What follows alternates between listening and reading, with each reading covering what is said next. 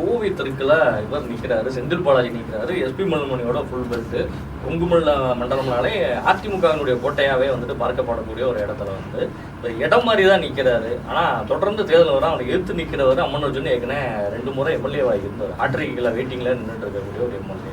எப்படி இருக்கும் கோவை தெற்கு? கோவை தெற்கு பர்சனலாக எதுக்கு சூஸ் பண்ணாங்க அப்படின்னு, ஏன்னா திரும்பி திமுகவோட வசமாக்கணும் கோவையை அப்படிங்கிற ஒரு 10 தொகுதி இருக்கு. 10 தொகுதியில் போன தடவை ஒன்று கூட ஜெயிக்கல. ஸோ இந்த தடவை திமுகவின் கோட்டையாக மாற்றணுங்கிறதுக்காக செந்தில் பாலாஜி போறாரு.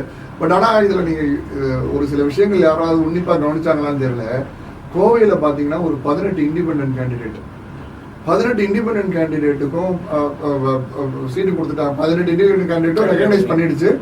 18 இண்டிபெண்டன்ட் கேண்டிடேட் அட்ரஸ் பார்த்தீங்கன்னா கரூர். எதுக்கு அந்த 18 இண்டிபெண்டன்ட் கேண்டிடேட் கோவை தெற்குல ரைட்டு தொகுதி மாறி வந்து செந்தில் பாலாஜி நிற்கிறாரு அப்படின்னா ரைட்டு அவர் வந்து கோவையை தன்வசப்படுத்தணும்னு ஒரு இதுக்காக வராருன்னு வச்சுக்கலாம். 18 இண்டிபெண்டன்ட் கேண்டிடேட்டு எதற்காக கோவை தெற்குல வந்து நிற்கணும், அதுவும் கரூர் அட்ரஸ் வச்சது அப்படிங்கிறத வந்து நம்ம வந்து யோசிச்சு பார்க்கணும். என்ன இதனால என்ன பெனிஃபிட் இருக்கும், என்ன கேண்டிடேட் வந்துட்டாங்கப்பா, இதுக்கு என்ன பெனிஃபிட்லாம் கிடையாது. 18 பேருக்கும் பூத் ஏஜென்ட் உண்டு, ஆத்தரைஸ் பண்ண முடியும், போலிங் ஏஜென்ட்டுக்கு உண்டு, கவுண்டிங் ஏஜென்ட் உண்டு, ஒவ்வொருத்தருக்கும் எல்லாருக்கும் பாஸ் உண்டு.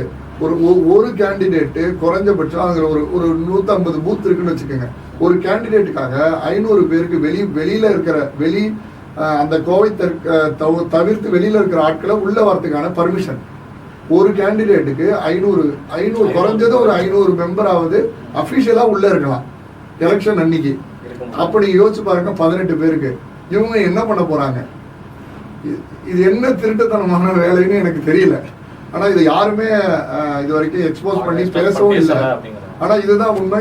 இதை ஒரே ஒரு தடவை இதை வந்து பாத்தீங்கன்னா அண்ணாமலை அவர்கள் பிரஸ் மீட்ல எடுத்து சொன்னாரு.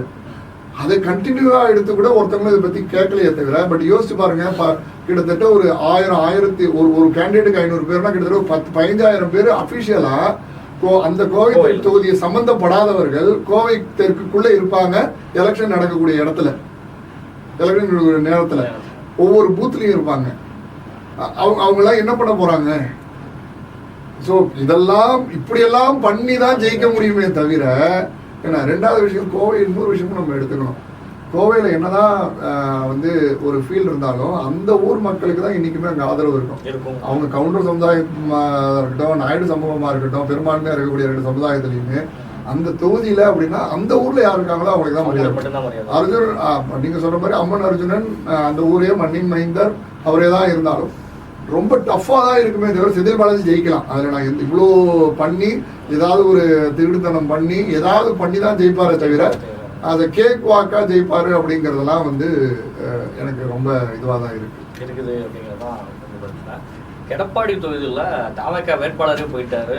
ஒரு சுயேட்சை வேட்பாளரை கொண்டு வந்து தாவேக்காவினுடைய வேட்பாளராக பிரேம்குமார் தான் ஒரு சின்னத்தில் நிற்பாரு, விசில் சின்னம் இல்லை, சுயேட்சையில் நிற்பாரு அப்படின்னு சொல்லி எடப்பாடியில சொல்லியிருக்கேன். இன்னைக்கு நீங்க எழுதி வச்சுக்கோங்க. இன்னைக்கு நம்ம பேசுறோம், அடுத்த மே மாதம் முதல் வாரத்தில் தேர்தல் ரிசல்ட்ஸ் வரப்போகுது. தமிழ்நாட்டிலேயே அதிக வாக்குகள் வித்தியாசத்துல ஜெயிக்க போறவர் எடப்பாடி பழனிசாமி தான். இதுல எந்த விதமான மாற்று கருத்தும் இல்லை. அதுல எடப்பாடி அப்படிங்கிறது it is walk over cake, அவ்வளவுதான். அதுல வந்து அதனால கேண்டிடேட்ஸும் இல்லை, யாருமே இல்லை, அவ்வளவுதான். இந்த அளவுக்கு நம்ம கொளத்தூரை கம்பேர் பண்ணோம்னா, கொளத்தூர்ல பாத்தீங்கன்னா டிராஸ்டிக்கா அவர் ஒற்றை இலக்கு சதவீத வாக்குகள்ல தான் வெற்றி பெறுவார். அந்த அளவுக்கு தான் இருக்கு. எடப்பாடி முதலமைச்சர் வேட்பாளர், மு.க. ஸ்டாலின் முதலமைச்சர் வேட்பாளர், 2 பேருடைய வெற்றி சதவீதத்தை பார்ப்போம். நிச்சயமா பாருங்க, தமிழ்நாட்டிலே அதிக வாக்கு வித்தியாசத்தில் எடப்பாடி ஜெயிப்பார், குறைந்த வாக்கு வித்தியாசத்தில் மு.க. ஸ்டாலின் அவர்கள் ஜெயிப்பார் அப்படிங்கிறது. இதுல ரொம்ப ஒரு பியூட்டியான விஷயம் என்னன்னா, இந்த சைடு வந்துட்டோம்னு சொல்லி பார்த்தோம்னா தர்மபுரி மேட்டம்.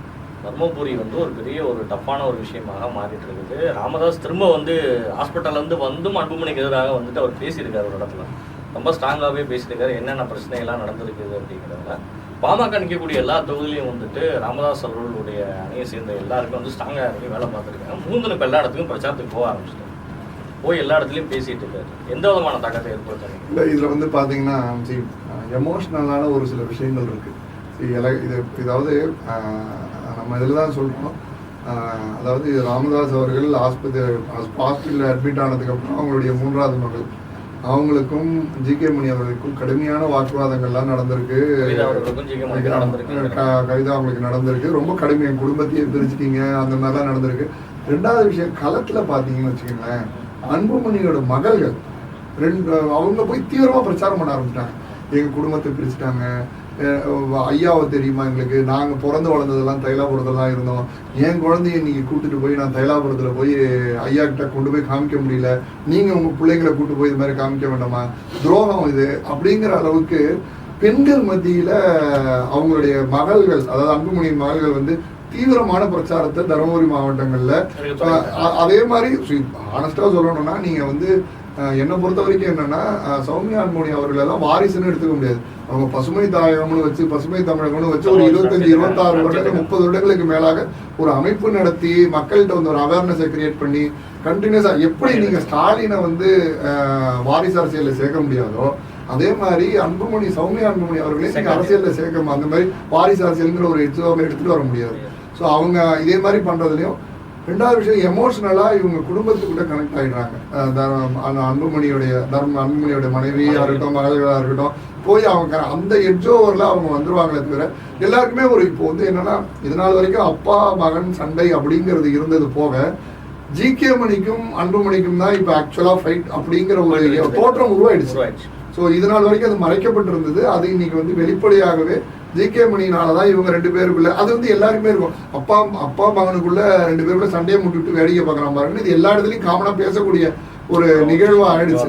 ஸோ அதே மாதிரி இருக்கிறதுனால அந்த எட்ஜ் ஓவர்ல எனக்கு தெரிஞ்சு இவங்க என்னதான் பிரச்சாரம் பண்ணாலும் இன்னைக்கு ரியல் சிஸ்டம், அதாவது பாட்டாளி மக்கள் கட்சி அமைப்பு சார்ந்த இருக்கிறவங்க, மேபி வன்னியர் சங்கத்துல இருக்கிற சீனியர் லீடர்ஸ் வேணா ராமதாஸ் கூட இருக்கலாம், அதாவது பூத்தா இளங்கோவன், பூத்தா அருள்மொழி, தீரன், இந்த மாதிரி இருக்கிறவங்க வேணா இருக்கலாமே தவிர, இவ்வளோ மன வருத்தங்கள் இருந்த காடு வெட்டியாரோட மகனுமே இன்னைக்கு அன்புமணிக்காக பிரச்சாரம் பண்ணி இறங்க வந்துட்டாரு. இதுவே ஒரு பெரிய இதுவாக தான் பார்க்க முடியும். சரி, வன்னியர் சங்கம் என்னதான் இன்னைக்கு இருந்தாலும் அது காடு வெட்டியார் இல்லைன்னா அந்த வன்னியர் சங்கம்ங்கிறது இல்லை. அந்த ஒரு அமைப்பு உருவானதுலேருந்து இன்னி வரைக்கும் அவர் இருந்த வரைக்கும் வன்னியர் சங்கத்தை ஒரு கட்டுக்கோப்பா வச்சிருந்தது காடு வெட்டியார். மிகப்பெரிய வன்னியர் சங்கம் இருந்த வரைக்கும், வன்னியர் சங்கம் காடு வெட்டியார் இருந்த வரைக்கும் பாமகக்கு ஆல்வேஸ் சக்சஸ் தான். ஸோ அந்த வன்னியர் சங்கத்துடைய ஒரு காடு வெட்டியாரோட மகன் இன்னைக்கு வந்து அன்புமணியோட இறங்கி அன்புமணிக்காக நிற்கும் பொழுது வந்து அதெல்லாம் பார்க்கும் பொழுது எனக்கு என்னமோ இந்த மாதிரி ஒரு சில விஷயங்கள் எமோஷனல் கனெக்ட்ல அன்புமணி தரப்பினர் வந்து ஒரு மாதிரியா எட்ஜோ ஒரு எடுத்து வந்துருவாங்க.